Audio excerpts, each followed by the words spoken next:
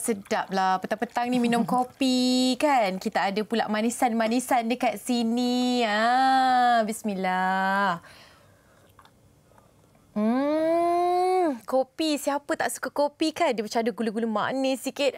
Assalamualaikum, salam sejahtera semua penonton-penonton Hello Doktor. Inilah dia topik hari ini. Seperti mana yang anda dapat saksikan, kita pun di sini di studio syurga makanan. Macam-macam ada dekat sini. Depan kita ni ada makanan yang pedas-pedas, ada yang masin-masin, ada yang manis-manis. Semuanya kaya dengan rasa. Tapi sebenarnya apakah tabiat pemakanan rakyat Malaysia yang mengundang pelbagai risiko penyakit? Itu merupakan topik kita pada hari ini yang kita akan kongsikan bersama dengan anda. Tapi sebelum tu, nak tahu juga sebenarnya kan tabiat pemakanan yang bagaimana rakyat Malaysia ada sekarang ni? Jom sama-sama kita saksikan. Biasanya kalau time kita nak period, lepas tu masa tu lah kita selalu ada craving. So bila ada craving tu macam-macam lah kita nak makan kek, kita nak makan coklat, semua yang manis-manis kan. Jadi benda yang paling susah bila time kita period, kita akan craving. Itu yang paling saya tak suka. Saya memang makan malam. Lepas tu bila saya stres, saya macam overindulge dalam junk food. Usually coklat lah. Okey, macam saya pula, boleh dikatakan setiap hari lepak di kedai mamak. Terutama sekali lepas balik kerja. Untuk pemakanan berat memang kita tak boleh lari. Terutama sekali teh tarik, roti canai. Macam saya lah. Itulah kebiasaan yang saya akan ambil lah apabila saya berada di kedai mamak. Tapi macam saya, keesokan hari saya akan maintain lah dengan minum air masak. Itu rata-rata lah kan. Ada yang suka makan malam, ada yang yelah waktu-waktu uzur tu kan. Craving macam-macam benda-benda manis. Tu macam cakap dengan diri sendiri kan. Macam-macam jenis tabiat pemakanan yang ada. Tapi sebelum tu, bagaimana sebenarnya tabiat pemakanan yang betul, yang tepat, yang bersesuaian untuk menjaga kesihatan diri kita? Sama-sama kita dengarkan daripada mereka yang lebih arif, yang lebih tahu. Kita bersama dengan Nurul Iman di sebelah saya. Ini Nurul Iman Muhammad Zulkarnain, pegawai dietetik UPM Hospital Sultan Abdul Aziz Shah. Assalamualaikum. Waalaikumsalam. Imam mesti jaga badan kan?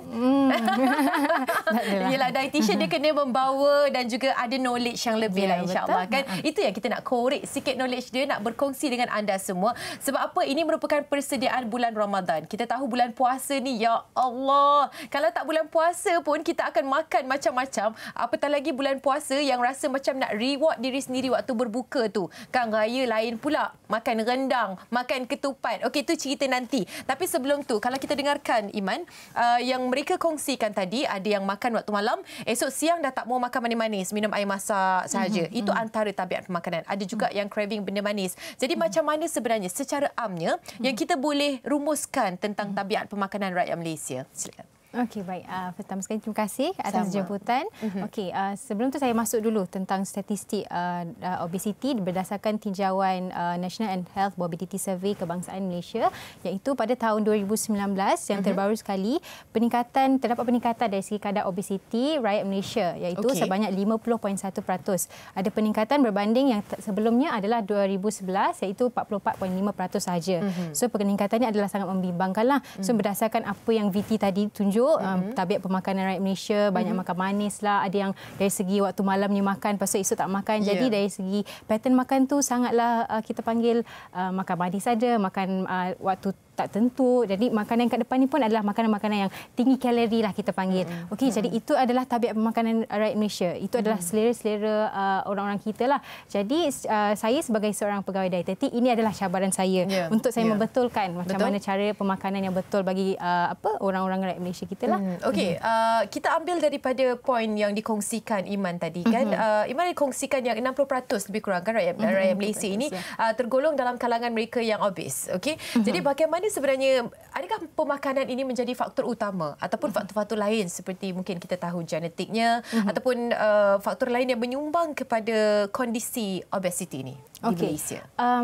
First kali, obesiti itu adalah kalau kita tengok adalah dari segi BMI, iaitu kesesuaian berat badan dan juga berlebihan. Kalau kita comparekan dengan ketinggian lah. So maksudnya kalau saya kata tadi dalam 50% rakyat Malaysia adalah obesity.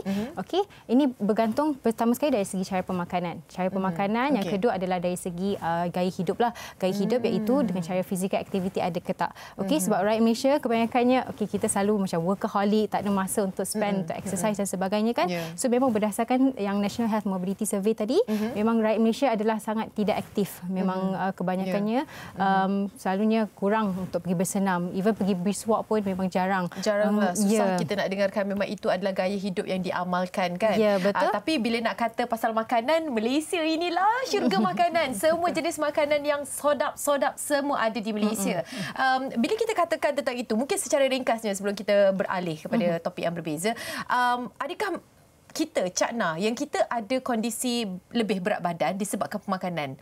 Fahaman daripada dietitian sendiri, bagaimana? Okey, berdasarkan kalau saya boleh kongsikanlah, sebab saya bila berjumpa dengan pesakit di klinik dietetik sebagai contohnya kan, memang kebanyakan rata-rata pesakit yang saya jumpa memang ada dalam kategori berat badan, dan saya daripada itu mereka juga memang dah ada penyakit-penyakit lain sebagai contohnya kencing manis, tekanan darah tinggi yang memang pada usia muda yang 20-an pun memang dah ada. Sebenarnya. Ya, bila betul. Pergi baru diagnose, ada kondisi yang berlaku baru diagnose. Dan bila kita tengok dari segi corak pemakanannya, memang inilah gaya pemakanan yang memang mereka gemar. Sebabnya kalau kita tengok kat depan ni kan, semuanya adalah tinggi kalori, semuanya makanan berminyak yang bertinggi lemak lah. So itu adalah sifat lemak. Lemak ni dia bagi rasa sedap. So itu yang kita menjadi pilihan ramai lah. Kita rasa addicted, nak lagi. Seperti mana perbincangan kita rasa macam nak tahu lagi. Tak tahulah bila kita nak praktikkan, tapi harap-harapnya perkongsian ini akan dimanfaatkan. Iman, kita nak rehat sekejap. Rehat sekejap, tapi tak bolehlah nak minum-minum makan-makan ni semua. Cerita pula tentang tabiat pemakanan kan. Rehat seketika, kembali selepas ini hanya di Hello Doktor.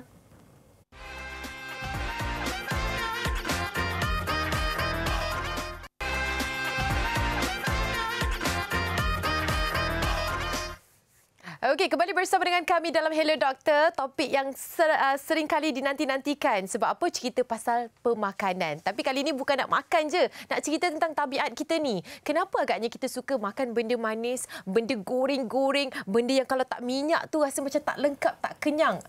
Benda pedas kan. Semua itu adalah yang ada di Malaysia. Kita nak cerita pula ni bersama dengan saya, Nurul Iman. Masih lagi bersama dengan kita di Hello Doktor ini. Nurul Iman merupakan pegawai dietetik dari UPM. Kali ini kita nak sentuh sikit tentang makanan bergoreng. Dia kalau tak ada kriuk-kriuk bunyi dia tu kan. Dia tak ada macam bunyi minyak-minyak dia tu kalau masak rasa macam tak lengkap. Kan ayam goreng mesti, mihun goreng, mi goreng, semua tu memang jadi kemestian kan. Nak pergi makan kedai mana tu? Kedai goreng-goreng depan tu lah. Dia macam gitu dah Iman.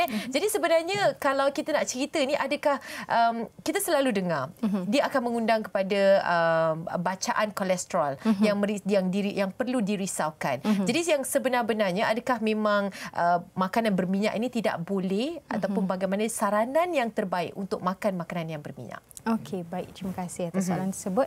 Makanan berminyak ni memang kita tak boleh lari lah. Sebagai saya walaupun saya ni seorang pegawai dietetik, saya pun makan juga makanan berminyak yang bergoreng ni.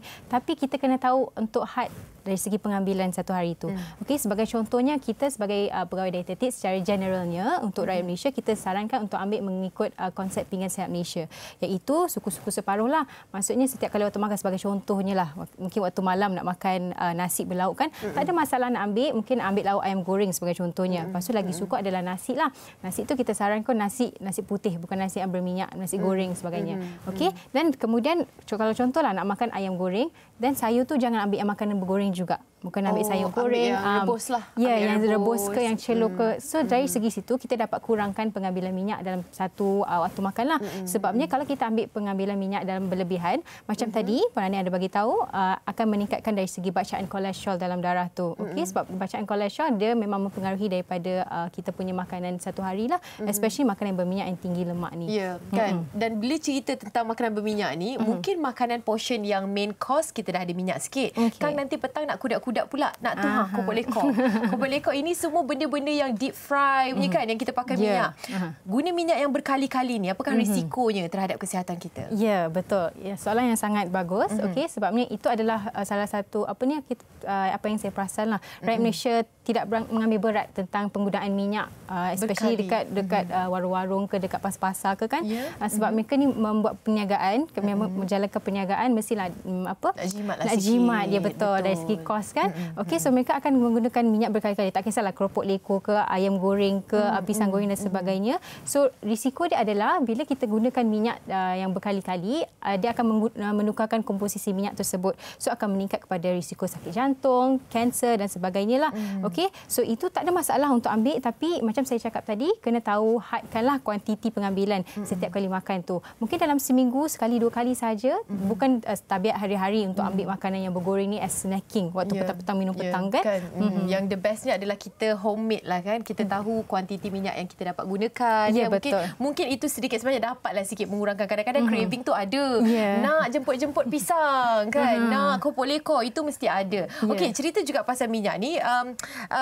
Bagaimana kita harus fahami tentang cara yang terbaik untuk mengelakkan makanan-makanan yang mungkin sebelum ni kita jadikan dia makanan bergoreng, nak tukarkan kepada pemakanan yang tidak berminyak.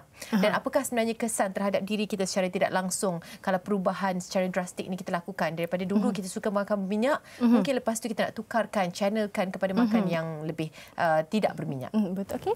So ini adalah apa yang saya praktikkan kepada pesakit-pesakit saya juga. Saya tidak sarankan untuk terus bertukar secara drastik. Okey, sebagai contohnya, okey, mungkin bila saya bertanya tentang corak pemakanan seorang pesakit tu, mungkin dalam seminggu 4 hari yang ada makan keropok leko waktu petang, minum petang kan. So apa yang saya sarankan adalah cuba kurangkan kepada 3 kali dulu. So waktu 1 kali tu cuba pilih makanan yang lebih sihat lah, pilihan cara masakan yang lebih sihat. Sebagai contohnya apa yang saya sarankan, kalau katakan nak makan yang manis-manis, yang kuih-kuih, contoh macam biasa makan kari pap ke donat ke, pilih yang alternatif yang lebih sihat, cara masaknya kurang berminyak. Sebagai contohnya kuih pau ke, apam ke, popiah basah ke. Kalau masak dalam air fryer? Masak dalam air fryer juga lagi satu benda yang bagus lah. Tapi kita rakyat Malaysia suka beli kan. Kita jarang buat dekat rumah kan. Sebalik kerja selalu terus beli kan. Kan. Tapi adakah ianya dapat membantu? Contohlah kalau kita ada frozen food dan kita masakkan dia di dalam air fryer. Sekarang kan ramai dah ada air fryer kat rumah, saya rasa rata-rata yang dah ada. Jadi adakah ia membantu juga dalam proses mengurangkan penggunaan minyak? Betul. Dia akan mengurangkanlah dari segi pengambilan minyak tu, tapi kita kena ambil tahu juga bahawa kalau makanan frozen ni, contohlah kari pap frozen ke, yang samosa frozen ke apa kan, dia masih diperbuat daripada makanan bahan-bahan yang tinggi lemak. Okey, sebagai contohnya margarin ke, butter ke, itu adalah lemak juga. Okey, tapi dah kita cuba kurangkan. Skip sikit lah yang kita deep fry tu kan. Deep fry tu dah tak ada, tukar kepada air fryer. Itu adalah salah satu apa kita panggil tindakan awal lah kan, betul. Macam untuk mengurangkan sikit kan, walaupun kita tak kurangkan banyak. Sebab kalau anda perasan, walaupun masak dalam air fryer masih lagi ada minyak-minyak tu kan. Itulah datangnya daripada ingredients ataupun bahan-bahan penghasilan makanan tersebut. Okey, dan kita nak dengarkan soalan daripada selebriti. Tapi jangan angau tau. Janji tak angau. Tengok dia ni. Siapa tu kalau dah cerita angau-angau ni? Jom sama-sama kita dengarkan. Terbaring lagi di taman, tak sama siapa keseorangan. Tidakkah kamu rasa keletihan, berlari berkejaran dalam fikiran? Hai, saya Fahimi. Saya ada satu soalan nak tanya doktor kan. Kalau saya minum kopi tu, sebab saya suka minum kopi tau, and bila saya tak minum, saya jadi lemah. Kenapa kan? Kenapa macam itu? Kalau saya minum terlebih, menggigil pula. Kenapa saya nak tanya soalan kat doktor? Harap boleh jawab.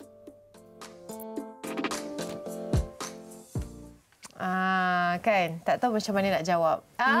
Okey, terima kasih Fahimi. Dia kata kalau dia minum berlebihan, rasa macam badan tu menggigil. Kalau tak minum kopi, rasa macam tak bermaya, tak boleh nak lakukan apa-apa. Jadi bagaimana kondisi ini yang boleh dikatakan, Iman, dari sudut pemakanan sihat bergantung kepada penggunaan atau pengambilan kafein ini? Okey, bagi pengambilan kafein ini, dia bergantung pada setiap individu lah. Okey, kalau kita tak ada spesifik berapa amount yang kita kena limitkan satu hari, sebabnya tahap toleransi terhadap kafein ini berbeza mengikut setiap individu. Ya. Okey, sebagai contohnya macam tadi kan yang artis selebriti tersebut bagi tahu kalau katakan tak ambil jadi rasa macam letih, lesu. Okey, itu memang betul lah. Sebenarnya dia mengikut kepada rutin pengambilan kafein satu hari itu macam mana. Sebagai contohnya kalau orang yang memang dah biasa ambil kafein tu 2 cawan kopi. Sebagai contohnya kan, lepas tu esok lusa tu dia cuba nak stop. Okey, cuba nak stop minum kafein, tak ambil langsung. Okey, memang akan trigger rasa-rasa tak selesa ni lah, macam letih ke, akan rasa macam cepat marah ke, emosi terganggu. Okey, sebab apa yang kita kena tahu, kafein ni dia adalah stimulan. Okey, stimulan dia akan merangsang kita punya dari segi saraf, dari segi kita punya sistem saraf lah basically. Okey, sebab tu bila kita ambil kopi, kita akan rasa macam alert, kita akan rasa macam segar kan. Okey, sebab itu adalah sifat kafein, memang dia act as stimulan. Okey, tapi kalau katakan macam ambil terlebih itu rasa macam jantung laju berdebar. Ya, betul. Itu adalah salah satu kesan berlebihan pengambilan kafein lah. Okey, so kalau mengikut FDA iaitu Food and Drug Administration, dia ada tahap yang kita panggil sebagai selamat untuk ambil kafein lah. Okey, yang tidak menyebabkan apa-apa kesan-kesan sampingan. Okey, yang tahap yang selamat diambil adalah 400 mg kafein, iaitu bersamaan dengan 4 ke 5 cawan kopi yang di-brew. Kopi yang di-brew tu adalah kopi yang coffee machine tu lah, bukan yang instant yang kita boleh dapat kat supermarket tu kan. Ya, betul. So jarang kan kita jumpa orang minum 4 sampai 5 kopi cawan satu hari, cawan kopi satu hari. Okey, jadi kalau katakan macam saya cakap tadi, tahap toleransi ni ada berbeza mengikut setiap individu. So kalau katakan kebiasaannya dah ambil 3 cawan kopi, rasa okey, tak ada masalah. Tapi bila ambil 4 kopi, mungkin dia akan rasa simptom-simptom yang tak selesa tadi. Itu indikator lah untuk kita elakkan daripada pengambilan kafein yang berlebihan. Ya, betul. Okey, siapa lagi Iman yang sebenarnya perlu fahami yang kopi ni tak sesuai untuk dia? Dan apakah antara ciri-ciri golongan tersebut? Mereka ni dalam kalangan kondisi yang bagaimana?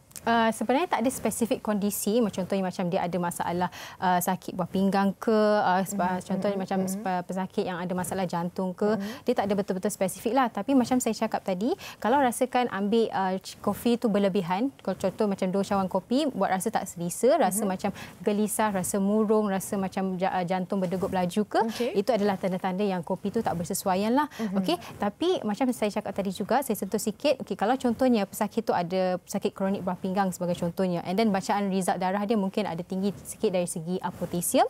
So kafein ni adalah tinggi potasium juga sifatnya. Okey. So mungkin pesakit ini perlu kurangkanlah, tapi kena jumpa pakar dietetik lah untuk dapatkan rujukan dan kepastian lebih betul. Kadang-kadang kalau kita minum kopi kan, Iman, dia rasa macam lagi haus.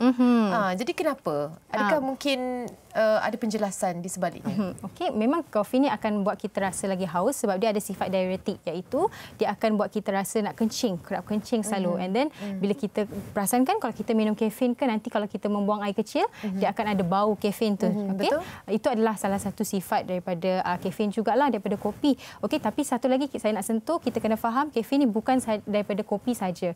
Teh, coklat, minuman berkarbonat, minuman bertenaga, semua ada. Ingatkan kami semua. Sebab kadang-kadang rasa macam tak naklah kopi, tak naklah kopi, tapi order teh. Teh pun diingat tak ada kafein kan. Sebenarnya kandungan kopi dalam air yang lain seperti teh, ada juga coklat pun ada kafein kan. Koko tu pun ada kafein kan, tapi tidak tinggi seperti mana kopi tersebut. Betul. Okey. Bagaimana yang non kafe? Sekarang banyak kafe hipster kan? Lepas tu ada sediakan pula yang non coffee. Decaffeinated. Ya, betul. Adakah bagi sebarang perbezaan dengan pengambilan kafein dalam badan kita? Dia akan mempengaruhi sikitlah. Okey, mungkin decaffeinated ni dia masih ada kafein, tapi dia sikit berbanding dengan kalau kafe kopi yang biji kopi biasa. Okey.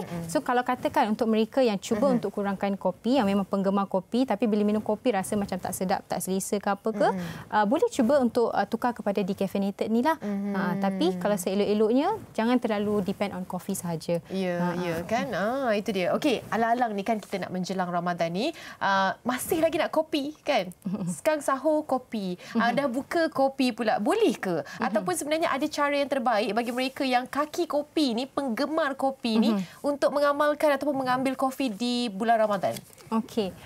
Tak ada masalah untuk ambil kopi asalkan pengambilan air satu hari itu cukup. Sebab macam tadi Puan Nia ada bincangkan yang kopi ni dia bersifat buat kita rasa haus. Okey, so kalau kita takut lepas contoh lepas makan nasi waktu sahur tu kita minum kopi. So kita akan ada tendensi takut nanti kita akan rasa dehydrated waktu berpuasa pada siang hari. Betul.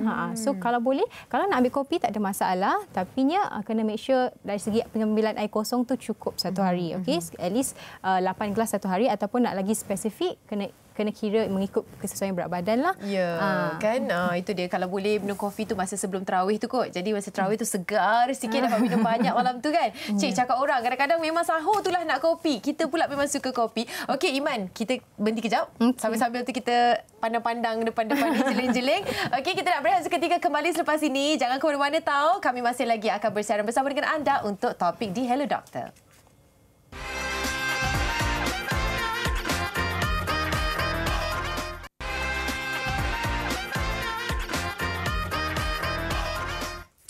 Makanan berminyak kita dah cerita. Sekarang ni kalau tak pedas tak kenyang, selalu tak dengar. Ramai kan di antara kita yang ni kalau makan ni tak ada sambal belacan, tak ada cili belado, tak ada tu cili boleh ratah tu, tak kenyang, tak lengkap makanan hari tu. Okey, kita nak cerita pula bagaimana tabiat pemakanan mereka yang menjurus kepada rasa pedas sangat ni dan juga rasa manis.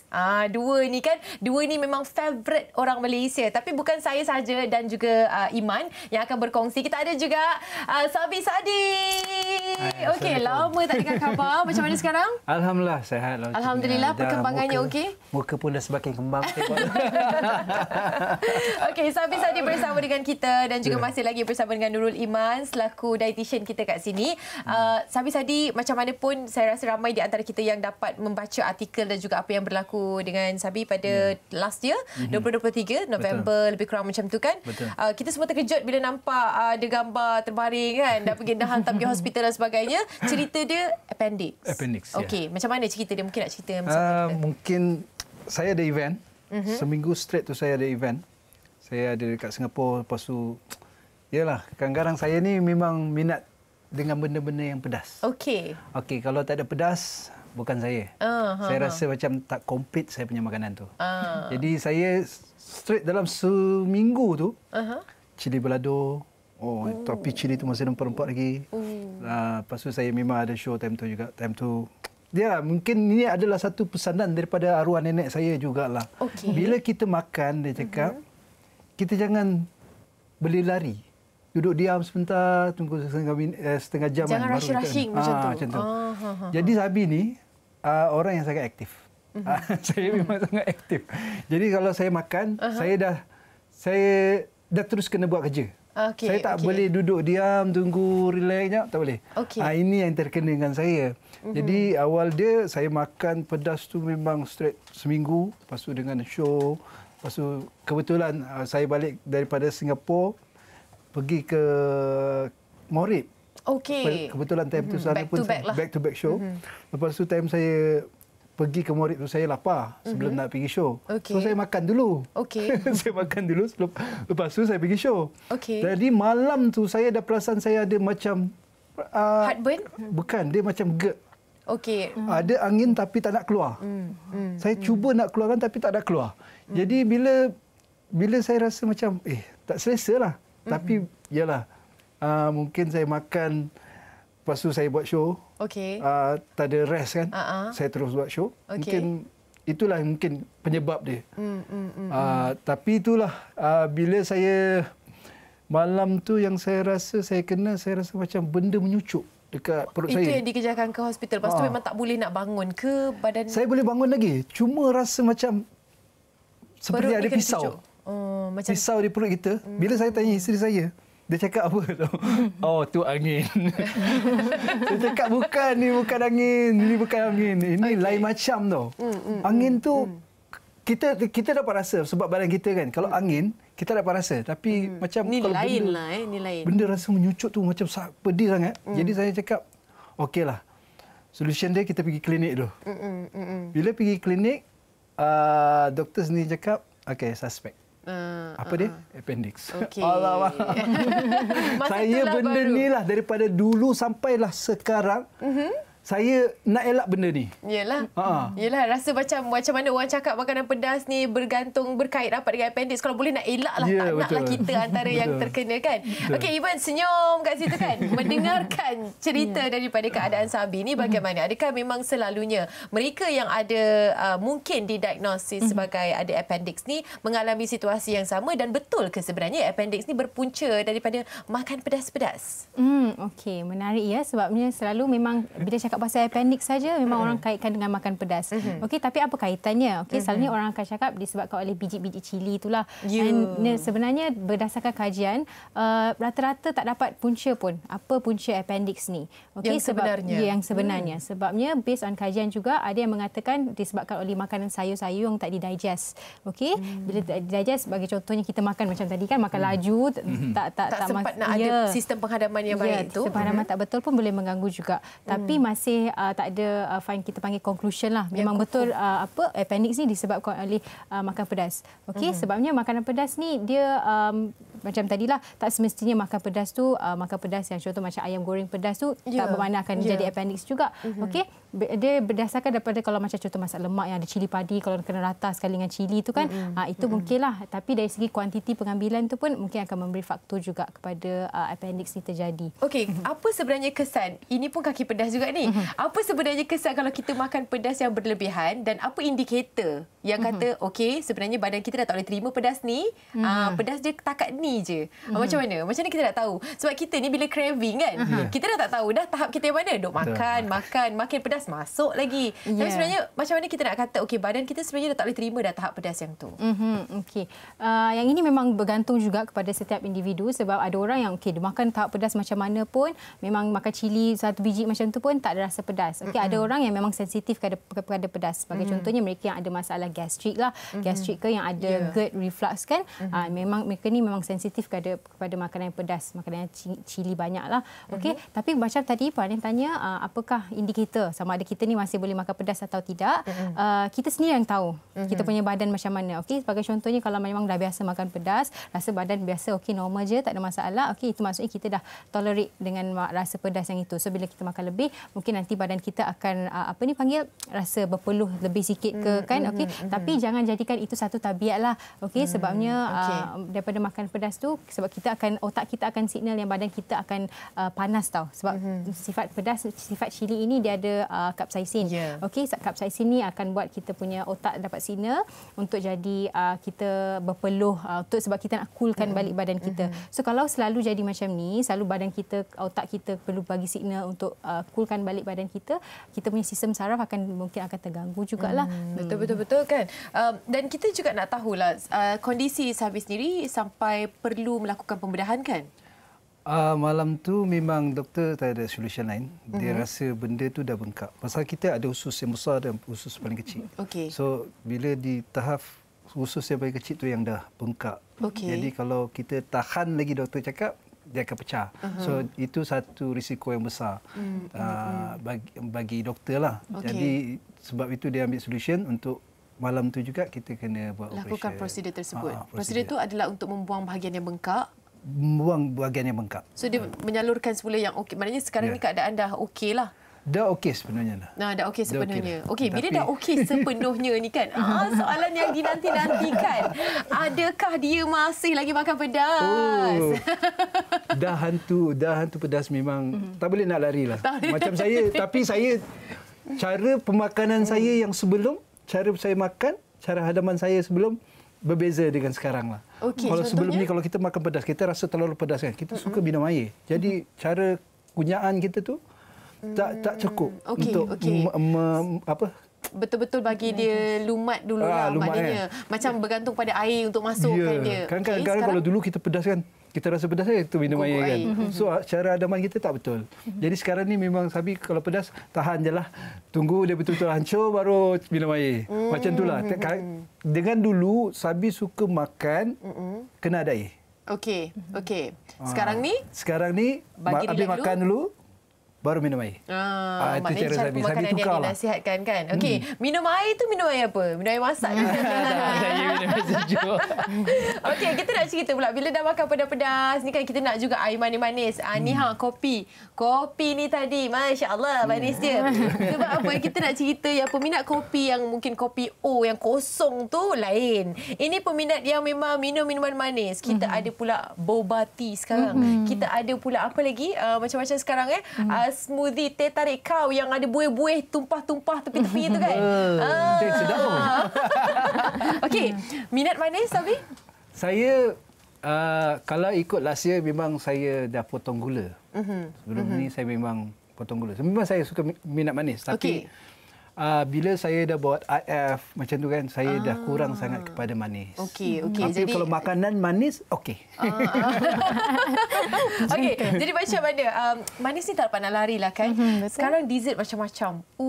Coklat lava on top. Keluar lagi kan tabur-taburan semua tu. Macam kita tengok pun ngeri. Tapi nak rasa kan. Jadi macam mana tabiat pemakanan manis pula dalam kalangan rakyat Malaysia? Adakah ianya membimbangkan, Iman? Ya, membimbangkan juga sebabnya macam kalau kita tengok daripada statistik Malaysia, obesiti tu meningkat satu, tapi kencing manis pun meningkat juga. So itu amat membimbangkanlah. Okey, so kalau katakan tadi macam saya pun tak lari, saya juga seorang yang pemakan. Okey, saya juga penggemar makanan, saya pun makan benda-benda yang manis. Tapi saya hadkan pengambilan makanan saya. Okey, sebagai contohnya mungkin kita jangan amalkan setiap harilah untuk ambil makanan-makanan manis ni sebab macam tadi Puan Anim kata kita sekarang dengan lambakan makanan viral, kromboloni lah, tapak kuda, kek batik kan, kek semua ni. Ya Allah. Tak, sekarang tu yang tapak kuda satu hal kan, yang dia duk curah lagi extra topping. Extra topping. Ya Allah kan. Dia macam gitu. Manis ni adakah dia akan buat kita ketagih? Ya, betul, akan buat kita ketagih sebabnya kita akan rasa macam nak makan lagi. Especially kalau kita jenis yang tak jaga makan. Tak jaga makan kalau contohnya mungkin tak nak makan nasi, nak makan benda manis, tapi dari segi pengambilan nutrisi satu hari tu kurang. So bila kurang, and dari segi waktu makan tak terjaga, so kita akan dari segi hormon kita terganggu pun akan buat kita akan rasa craving untuk benda manis. So itu yang kita kena hadkanlah. Rakyat Malaysia ni kurang syakna sikit pasal benda-benda macam tu. Ada juga tadi kan macam kawan kita di awal-awal bingkisan perkongsian tu dia kata kalau waktu uzur, waktu period je rasa macam nak makan benda manis saja. Adakah itu hanyalah gurauan mental ataupun sebenarnya memang perubahan hormon tu akan menjadikan seseorang itu sangat dahagakan makan manis. Dia ada macam istilah kita panggil PMS kan, premenstrual syndrome tu kan. Memang dia akan mengganggu dari segi kita punya hormon. So memang kita akan ada trigger untuk rasa-rasa nak benda manis. Ada yang kadang rasa minyak bergoreng pun kita akan ada tendensi untuk rasa nakkan benda-benda macam tu juga. Tak ada masalah, tapi kita kena tahu limit diri kita. Sebagai contoh kalau nak minum boba tea for example kan, jangan ambil boba tea dengan makanan manis, dessert macam dalam waktu yang sama kan. Cuba hadkan dari segi mungkin pengambilan tu seminggu sekali saja. Tapi jangan terlalu restrict. Maksudnya janganlah macam saya tak nak makan manis, so tak ambil langsung. So nanti kita akan ada kecenderungan untuk at one point kita dah fed up, kita akan makan je lah. Itu balas dendam pula kan. Balas dendam. Kita boleh juga macam tu. So boleh tapi kena tahu untuk jangan ambil secara berlebihan lah. Faham. Kontrol lah kan. Okey, yang macam mana cerita kontrol tu? Sabi sendiri macam mana? Kalau makan manis ni adakah hadkan? Macam Sabi bukan peminat manis. Tapi kalau dari segi makanan, saya memang suka ada rasa manis. Faham. Dalam masakan tu biar ada gula-gula sikit lah. Tapi kalau air manis tak sangat? Kurang sikit. Dessert? Pasal saya dah manis lah. Dessert saya kurang lah. Dessert pun tak memang sangat lah. Memang saya susah lah nak saya makan dessert macam ni lah. Saya ambil, kadang-kadang kalau setahun tu boleh kira lah. Kalau dessert lah. Tapi kalau roti-roti tu memang Pasal kadang-kadang kalau macam saya jenis yang selalu kalau jaga badan, kalau saya tak makan nasi, saya tukar dengan roti. Jadi salah satulah kan? Salah satu. Sebab dua-dua tu akan mengundang kepada gula juga carbs tu kan? Okey. Alang-alang ni kita bersama dengan Iman. Kita ada juga yang mengatakan kalau dah makan makanan manis tu kan, dia rasa macam lepas tu minum air mineral banyak-banyak. 1.5 ml, 2 ml. Dia kata nanti boleh flash balik. Tak apa, makan je manis. Nanti minum air masak banyak-banyak kan? Bagaimana dengan fahaman yang sebenarnya harus kita letakkan kepada pendapat-pendapat ini? Sanggup ke? Nak minum air banyak-banyak. Bergelen-gelen gitu kan. Okey. Ini adalah fahaman yang saya bukannya saya selalu jugalah jumpa pesakit-pesakit yang dia ada fahaman macam ni. Okey, maksudnya dari segi contohnya dia nak bancuh air manis, dia nak minum air manis tapi dia cuba cairkan sikit. Tapi kita kena faham kuantiti gula yang masuk dalam badan kita masih sama. Ya, masih sama. So kalau kita minum air banyak mana, flush banyak mana pun, dia gula tu masih dalam sama juga dalam darah kita. Kandungan tu masih sama juga. Kita cuma nak rasa tak bersalah sangat sebenarnya. Dia lebih kepada rasa macam tak bersalah lah, minum tak manis sangat ni kan.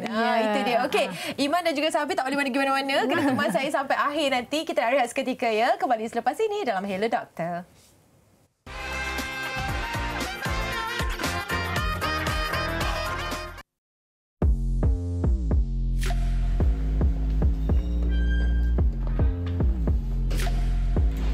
Dahlah sedap, Mat. Murah pula tu. Memang padu, Cai. Korang nak tahu tak macam mana Mira dan Burger kontrol kita orang punya pemakanan walaupun kita orang dah makan lebih daripada portion yang biasa. Jom ikut kita orang.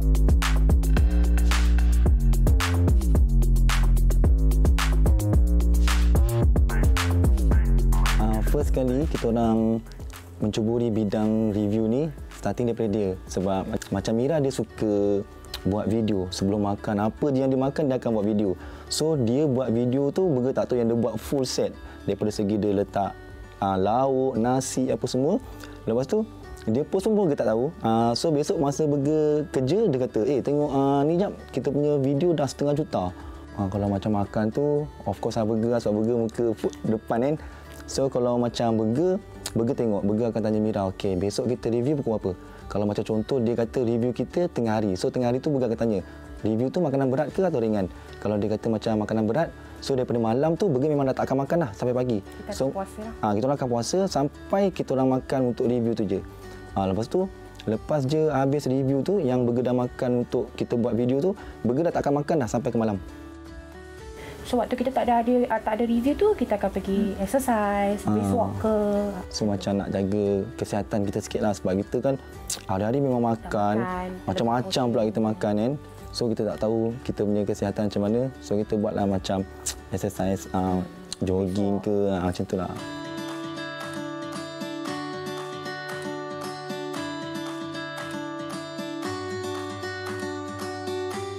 Kepada orang di luar sana yang macam mungkin nak ikut macam kami yang jenis hari-hari makan, memang kita tahu makan macam mana portion dia. Macam bagi Burger senang je. Kita lebihkan, lepas je kita buat apa-apa, makan jenis manisan ke apa ke, kita lebihkan minum air suam, air putih. Lepas tu kena banyakkan buat pergerakan lah. Maksudnya bila kita dah makan banyak tu, kita tak boleh nak duduk saja sebab takut kita punya kesihatan kan. So kita kena buat exercise juga, macam tu lah. Okey, itu dia pempengaruh yang mengulas tentang makanan. Mereka ni bertanggungjawab tau. Sebab apa? Sebab bila kita tengok dia makan tu, kita rasa macam kita nak pergi dah kedai tu, kita nak makan makanan tu kan.